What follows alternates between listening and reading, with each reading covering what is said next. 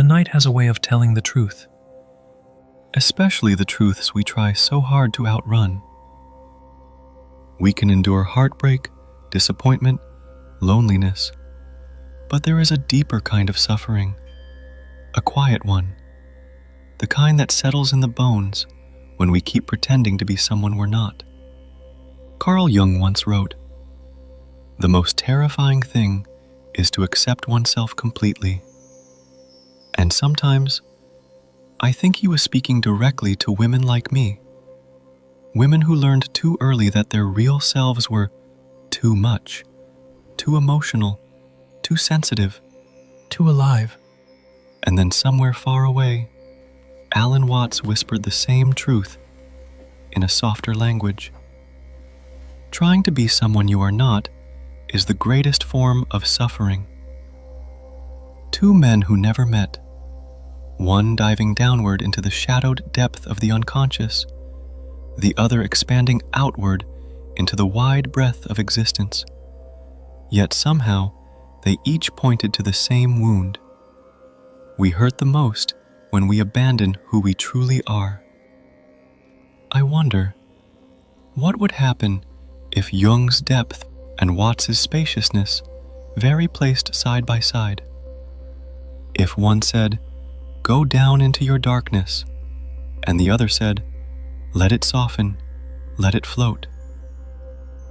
What would we discover at the place where the descent meets the surrender, where the inner night meets the cosmic morning, where the self we've feared meets the self we've been longing for? Stay with me, because this isn't a lecture, and it isn't philosophy. This is a quiet return, a slow walk back to the woman you were before the world told you who to be. Let Jung take your hand as you go inward, and let Watts open the window to let the light back in. There are two kinds of journeys we take in this life, though most of us don't know we're on them until something inside begins to ache. One journey pulls us downward into the raw, trembling places we spend years avoiding. That is Jung's path, the descent into the unconscious, into the forgotten rooms of the soul, where shadows wait like children left outside in the cold. The other journey stretches outward, like an exhale we've been holding for far too long. That is Alan Watts's way, a soft expansion, a loosening of the grip, a remembering that life is not a problem to solve, but a current to float in.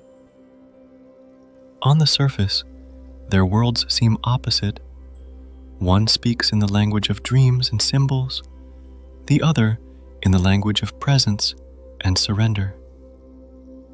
But if you listen closely, if you listen from the quiet place beneath your ribs, you begin to hear a single truth singing through both of them. We suffer when we forget who we are and who we were meant to become. Jung says we fracture because we've buried parts of ourselves in the dark. Watts says we tighten because we're terrified of letting life carry us. And maybe that's why you're here. Because some part of you is tired of splitting yourself in half. Tired of being brave on the outside and breaking quietly on the inside. Tired of performing the version of you that makes the world comfortable while abandoning the version of you that makes you feel alive. Tonight, we begin something gentler, something deeper. A conversation between two great minds that somehow feel like two hands guiding you back to yourself. Jung will show you the depths you've avoided. Watts will show you the sky you forgot you had. And somewhere between the descent and the release, you might finally recognize the woman you were always becoming. Let's take the first step.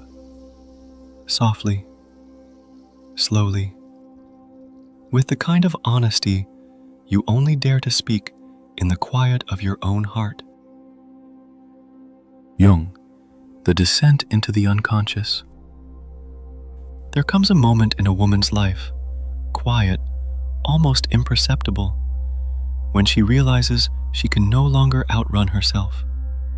Not her memories, not her fears, not the versions of her she abandoned along the way just to keep the peace, just to be loved, just to be enough. Jung called this moment the descent into the unconscious, a gentle, terrifying fall into everything we've hidden from view.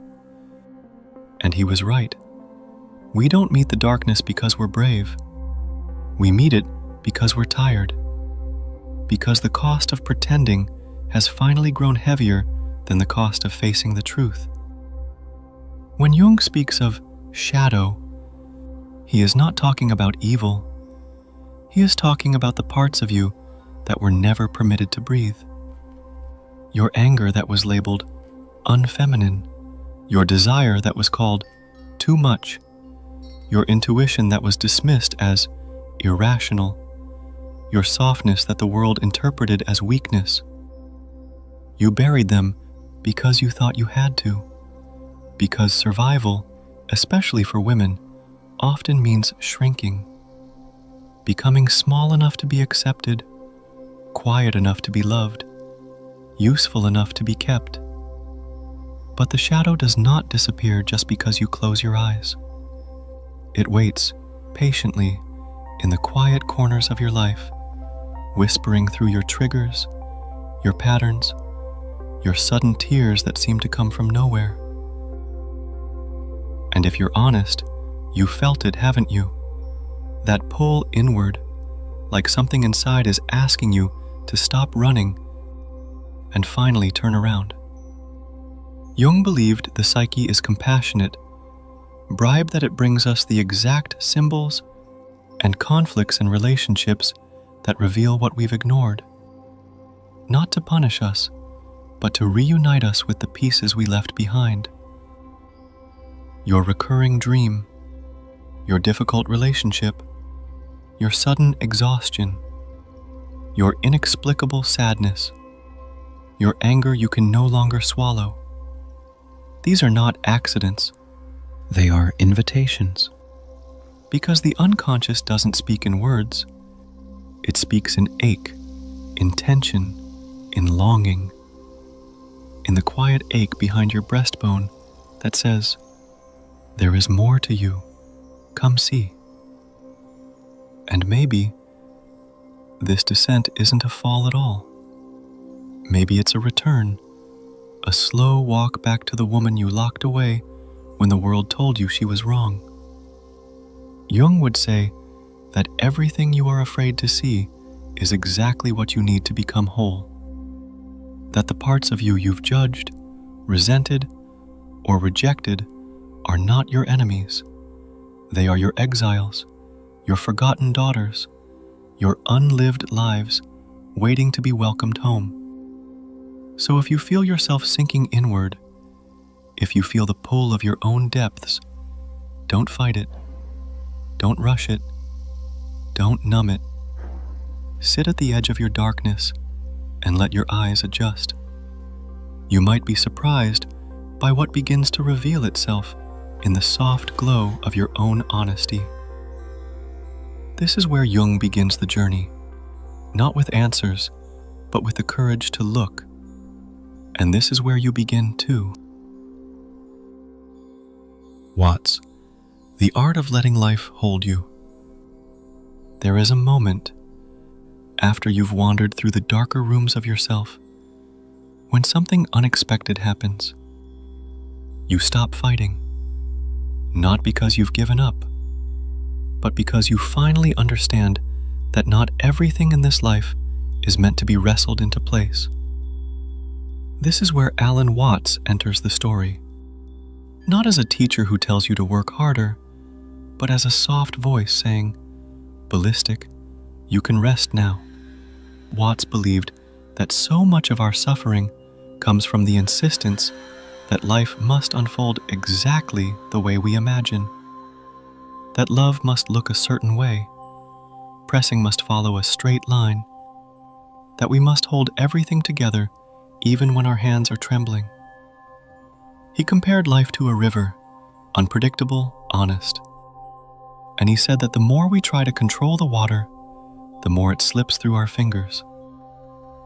Women especially know this truth. We've been trained to hold the family, hold the emotions, hold the peace, hold ourselves together even when no one is holding us. But Watts whispers something radical, almost frightening in its simplicity. You are not here to control life. You are here to let life move through you. And in a strange, fragile way, this is a kind of freedom we rarely permit ourselves. To soften, to unclench, to trust that we don't need to perform to be worthy of breath. To believe that life is not waiting for us to earn our place in it, that we already belong by simple virtue of being here. Watts says the ego tightens because it thinks it must be someone. It must have the answers, the plan, the perfect path. But the soul, the deeper thing, only wants to feel the wind again. It wants spaciousness. It wants ease. It wants to remember that we are not separate from the world, but made of the very same material as the ocean and the stars. So much of Alan Watts's wisdom is really an invitation to stop swimming upstream, to let the current hold you the way it holds the leaves, the way it carries the clouds, the way it carries everyone who finally stops insisting on being in control. Because sometimes the thing you call anxiety is just exhaustion from gripping life too tightly. And sometimes the thing you call fate is just what happens when you release the tension in your chest and whisper, "Okay, show me." What Jung asks you to face, Watts asks you to release. One brings you depth, the other brings you breath. And maybe healing is nothing more than learning to hold both at once. The courage to look inward and the softness to let go. So if you're listening to this in the quiet of your own night, feel your shoulders drop. Feel your jaw soften. Let your breath loosen inside your ribs. Life is not waiting for you to be perfect. It is waiting for you to be present. And in this presence, in this gentle surrender, you begin to sense that maybe you've been held all along. Where Jung meets Watts, the depth that teaches, the spaciousness that heals. There's a place inside every woman, a soft, hidden threshold, where Jung's darkened corridor and Watts's open sky quietly meet. It doesn't look dramatic. It doesn't announce itself. It appears in the smallest, most honest moments. The way your breath catches before a truth comes up your throat. The way your chest softens when you finally stop pretending you're fine. The way your body exhale trembles when you realize you don't need to hold the whole world anymore. This is the meeting point. Turbulence, their tender seam where depth and spaciousness touch. Jung teaches you to turn inward, to sit with the pieces of yourself you've kept in the dark.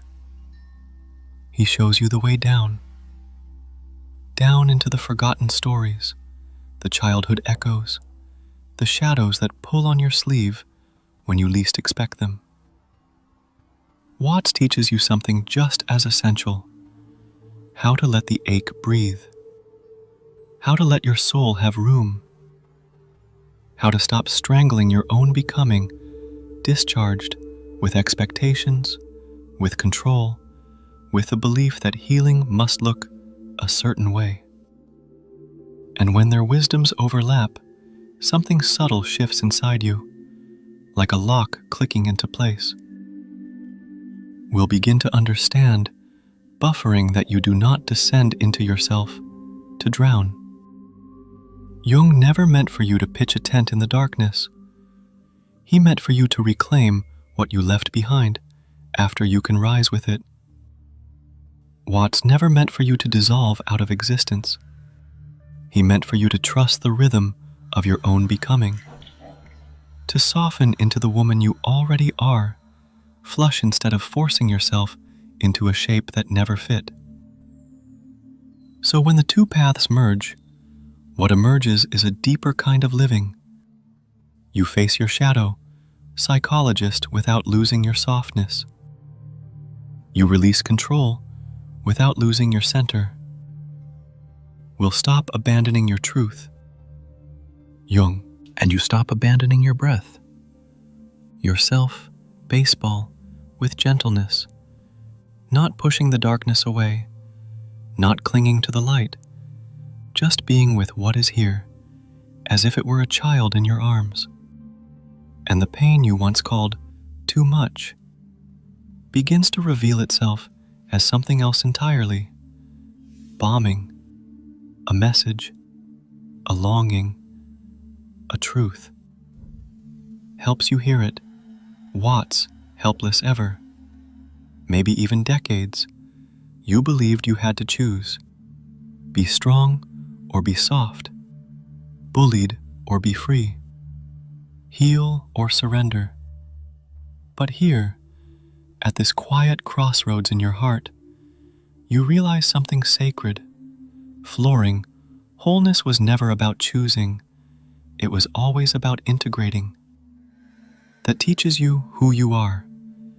And the spaciousness that heals you is the secret place where Jung's night meets Watts's dawn.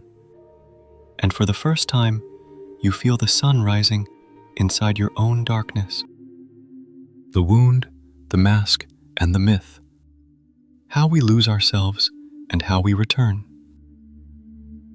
Monument carries a story she learned to tell the world, and another story she learned to hide from herself. Somewhere between the two, we lose our way. Sometimes it's subtle, a small compromise here, a swallowed emotion there, a smile worn too long until it digs into the skin and becomes a kind of mask. Sometimes it's louder, the heartbreak that cracked you open, the betrayal you never fully spoke aloud. Blankets the childhood ache that grew up with you and learned to call itself normal. Jung and Watts touch the tenderest parts of our humanity, because behind every mask there is a wound, and behind every wound there is a myth. Politically, you believed before you were old enough, fiberglass, to question it. A story like, flooring, I must be easy to love. I must be strong all the time. I must never be a burden. I must earn my place. I must not take up space. I must be small to be safe. These stories are not your fault. They are inherited, fruffling from family, from culture, flooring from the quiet beliefs whispered into you by the world around you. Jung would call these stories flooring, the unconscious contracts you sign without knowing. Shadows stitched inside you before you learned the language to name them. Alan Watts would call them illusion of the ego, the roles and performances we cling to because we fear that without them we will disappear. But the truth is softer. You did not lose yourself all at once. You lost yourself, firearms in the thousands of small moments where you chose survival over authenticity. And maybe you had no other choice. Maybe the mask you could stay safe. Prohibited shrinking was the only way you could stay loved.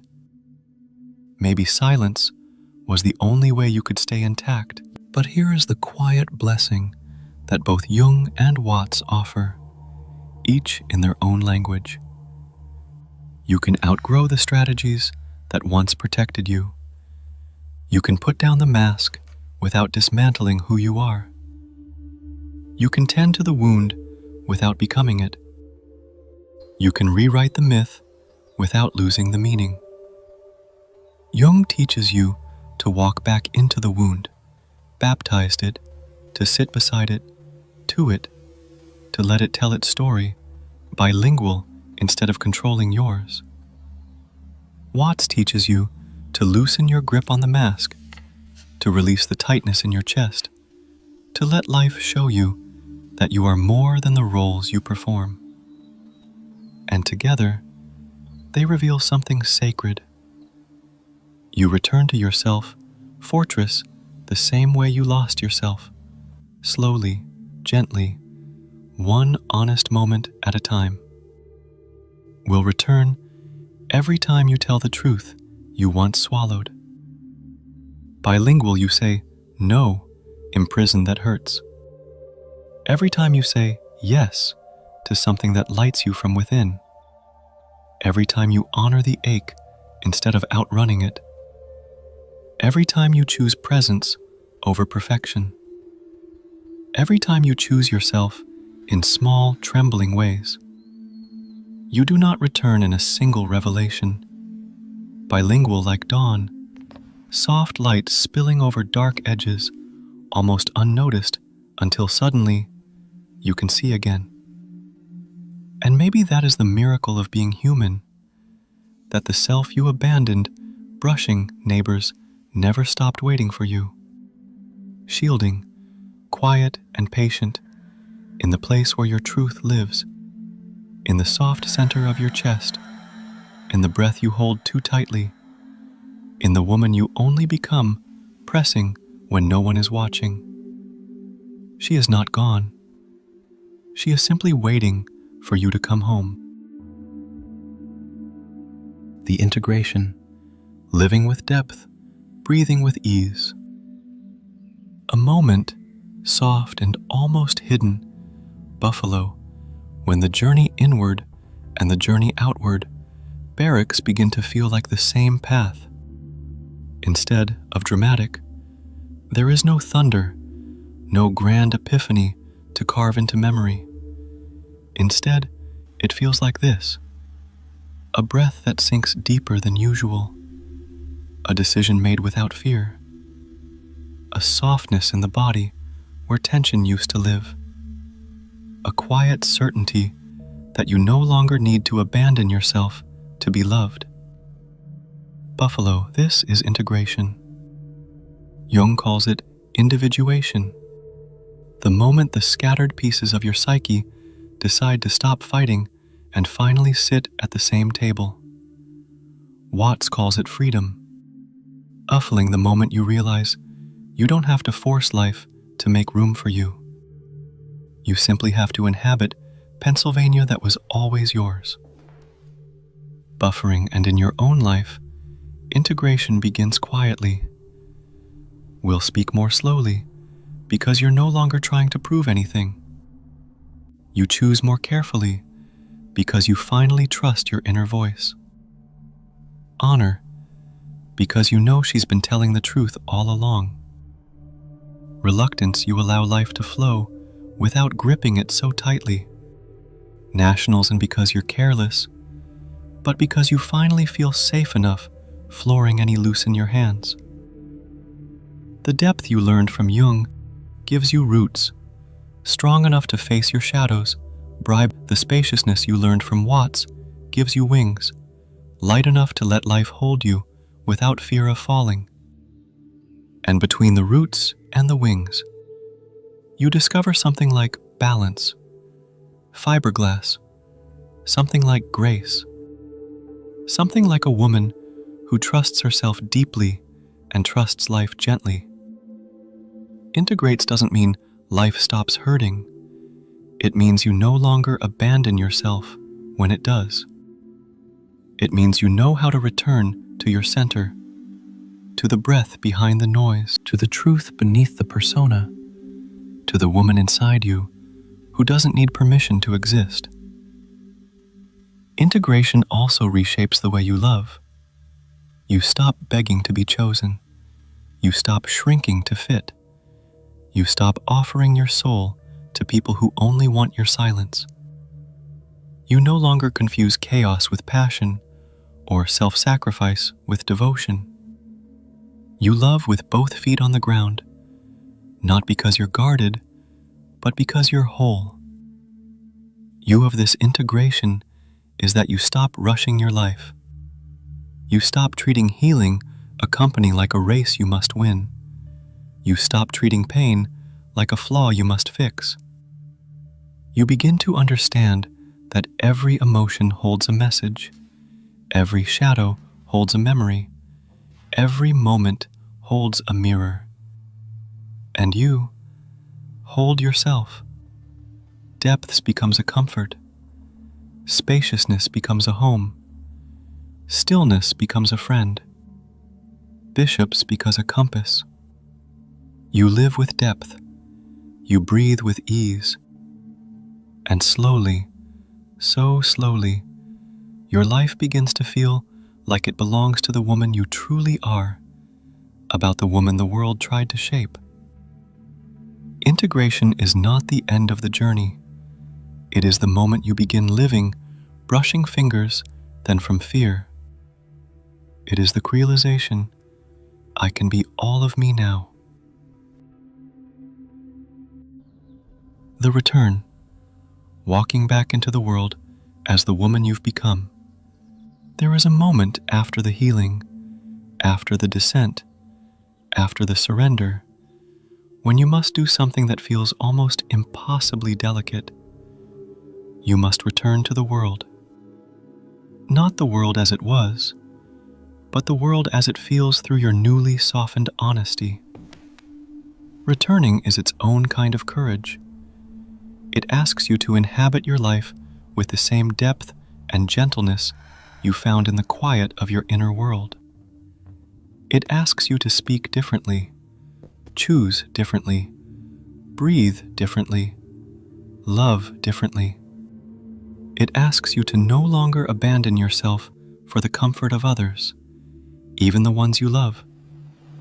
And the truth is, the return is always the hardest part. You walk back into familiar rooms as a woman who now carries a different center of gravity. You walk into conversations with boundaries that weren't there before. You walk into relationships, wireless that see more clearly, and a heart that knows how to stay without dissolving. Some people will feel this shift and rise to meet you. Some will not. Some will sense your new wholeness and mistake it for distance. Some will see your softness, uffling, and mistake it for fragility. Some will feel your clarity and become uncomfortable because it reveals the places they are still hiding from themselves. But that is not your burden anymore. You do not return to convince anyone of who you are. You return simply to live as yourself. This is what Jung calls this individuation made visible. The soul natter committed with yourself being right. This is what Jung calls the individuation made visible. This is what Jung calls the cloudy to rote performant. This is what Jung calls the individuation made visible. This is what Jung calls the individuation made visible. You do not return to convince anyone, and which we've ever questions. This is what Jung calls the individuation made visible. This is what Jung calls the cloudy to rote performant. This is what Jung calls the individuation made visible. This is what Jung calls the individuation made visible. You do not return to convince anyone, and which we've ever questions to convince prevalent. This is what Jung calls the individuation made visible. This is what Jung calls the individuation made visible. This is what Jung calls the individuation made visible. This is what Jung calls the individuation made visible. This is what Jung calls the individuation made visible. The sluggish doing for space, princess inside its own life. And this is what Watts calls living in the flow, trusting the river of your becoming, even as you step back into the noise of the world. And this is what Watts calls the living in the flow, trusting the river of your becoming, even as you step back into the noise of the world. And this is what Watts calls living in the flow, trusting the river of your becoming, even as you step back into the noise of the world. And this is what Watts calls living in the flow, trusting the river of your becoming, even as you step back into the noise of the world. And this is what Watts calls living in the flow, trusting the river of your becoming, even as you step back into the noise of the world.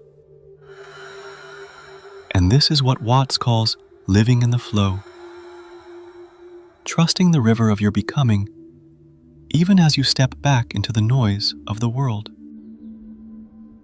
The world may still be loud. It may still be demanding. It may still try to pull you back into the woman you once performed. But something in you has changed, softly, irrevocably. You now know how to hear yourself beneath the noise. You now know how to pause before abandoning yourself. You now know how to return to the breath that steadies you. The return is not about proving your transformation. It's about inhabiting it, living from the center instead of the edges, bedding from truth instead of fear, letting life touch you without swallowing you. You walk back into the world not as a construct, not as a performance, not as a mask, but as a woman who has learned the sacred balance bishops between depth and ease, between shadow and breath, between holding and releasing. And as you take your first steps, gentle, grounded, unhurried, you realize something profound. Blindness. You are no longer moving through life, insistence. Life is moving through you, because you've made room for your soul to breathe again. The quiet homecoming to the world outside and the world within.